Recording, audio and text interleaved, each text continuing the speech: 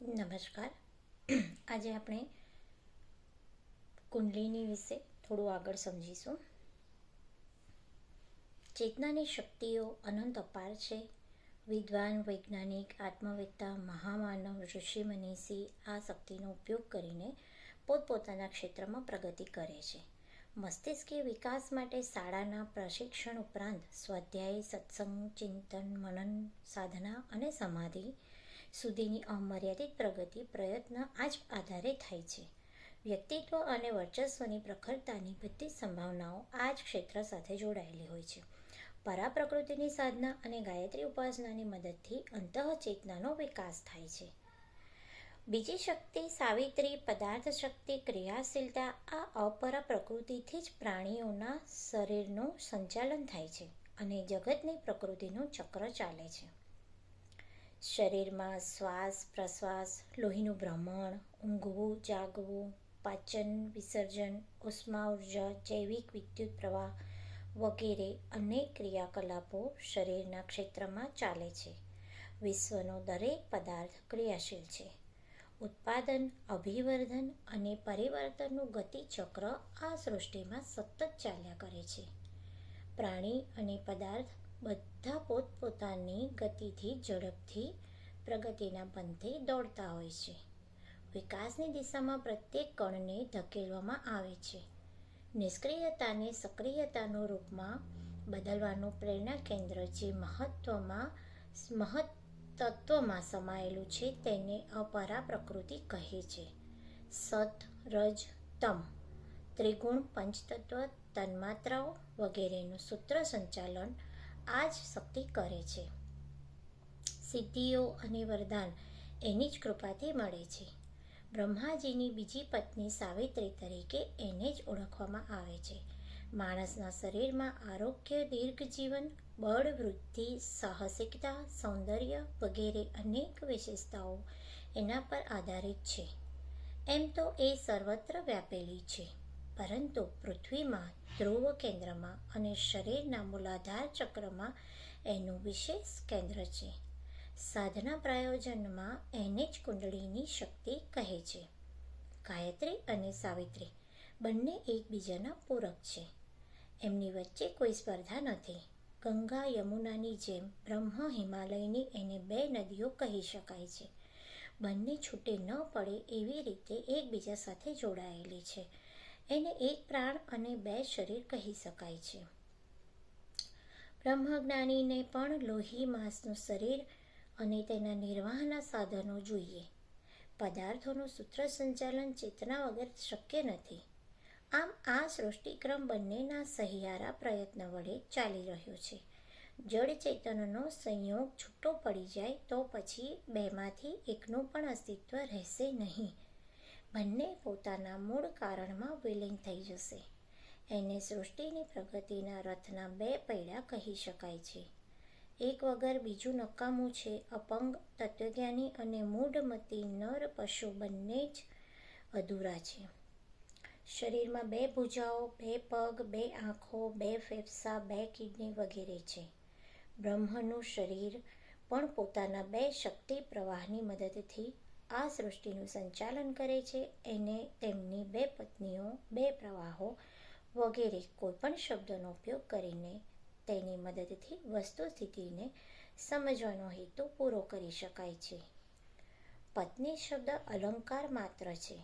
ચેતન સત્તાનું કુટુંબ પરિવાર માણસો જેવું ક્યાં છે? અગ્નિતત્વની બે વિશેષતાઓ છે, ગરમી અને પ્રકાશ.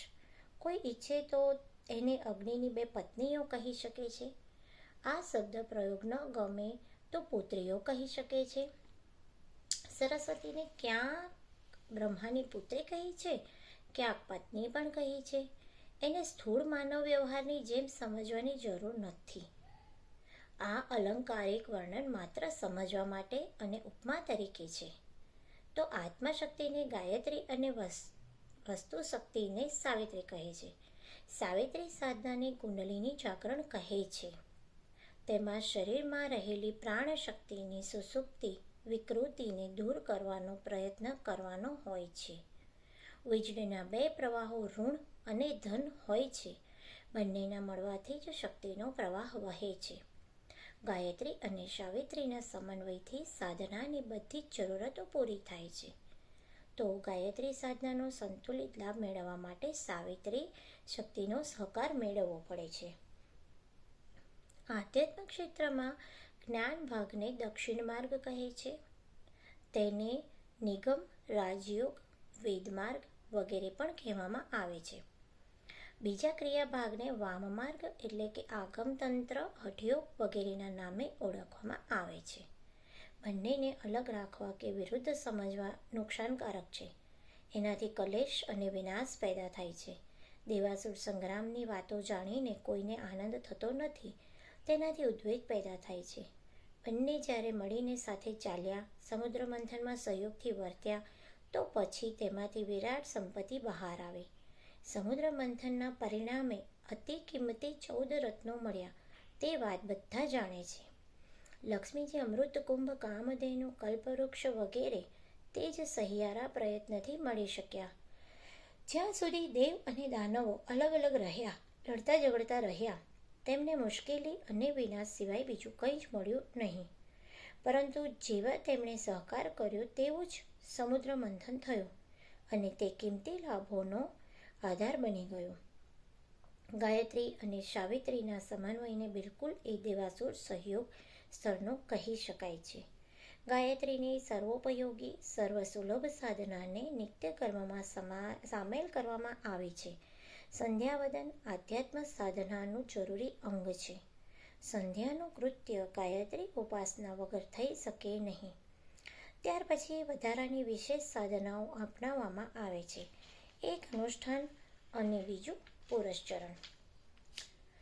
ગાયત્રી સાધનાને ચેતના પર ચઢેલા કશાય કલશના નિવારણની અવગુણોને દૂર કરવાની પુણ્ય પ્રક્રિયા કહી શકાય છે. એનાથી આત્મસત્તાનું દિવ્ય સ્વરૂપ નિખરે છે. ભૌતિક ક્ષેત્રમાં આત્મચેતનાનો પ્રભાવ પેદા કરવા માટે સાવિત્રી સાધનાનો ઉપયોગ કરવો પડે છે. આત્માને સંસારી વર્ચસ્વમાં લાવવા માટે શરીર ધારણ કરવું પડે છે. ગાયત્રી રૂપી આત્માને સંસારના કર્તવ્યો કરવા માટે જે સામર્થ્યની જરૂર પડે છે તે સાવિત્રીની સાધનાથી મેળવવામાં આવે છે. પંચકોશની સાધના અને કુંડલીની જાગરણ એને જ કહેવામાં આવે છે. શાસ્ત્રોમાં એવો ઉલ્લેખ પણ મળી આવે છે કે સાવિત્રીથી પ્રકૃતિની સંરચના થઈ અને ગાયત્રીથી ચેતનાના 5 સ્તરો પ્રગટ્યા. એને જ મનુષ્યના 5 આવરણ, પંચકોશ કે 5 લોક પણ કહે છે. રિદ્ધિ સિદ્ધિઓના ભંડાર પણ એ જ છે. ગાયત્રી મહાશક્તિની ઉપાસના મનુષ્યની ભાવનાઓ, આકાંક્ષાઓ, ઉમંગો, પ્રતિભા તથા પ્રજ્ઞાને ઉભારે છે અને સાવિત્રીના ઉપાસના આયુ, પ્રજા, કીર્તિ, ધન વગેરે લૌકિક સંપત્તિઓ પ્રદાન કરે છે, કેમ કે તે સંપદાઓ પદાર્થ જગત સાથે સંકળાયેલી છે. ગાયત્રીને એકમુખી અને સાવિત્રીને પંચમુખી કહેવામાં આવે છે. સાવિત્રી ભૌતિકી છે અને ગાયત્રી આત્મિકી. બંનેનું પોતપોતાનું મહત્વ છે.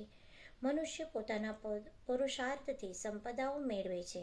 દાનવ પ્રકૃતિના વ્યક્તિ પણ પોતાના પુરુષાર્થ અને હોશિયારીના જોરે રાવણની જેમ વિશાળ વિભૂતિઓના જાગરણમાં, પરંતુ આત્મિક વૈભવની જાગૃતિ માટે તો માત્ર દૈવી કૃપાની જરૂર પડે છે.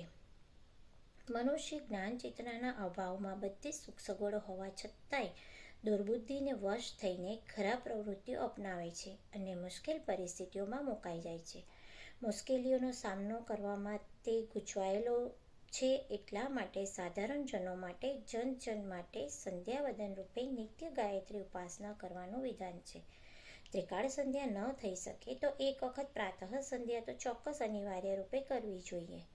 સાવિત્રી ઉપાસના મુશ્કેલ છે. તેમાં પ્રાણવિદ્યુતને આકાશની વીજળી, ઇન્દ્રનું વજ્ર હોય તેવી રીતે વિકસાવવી પડે છે.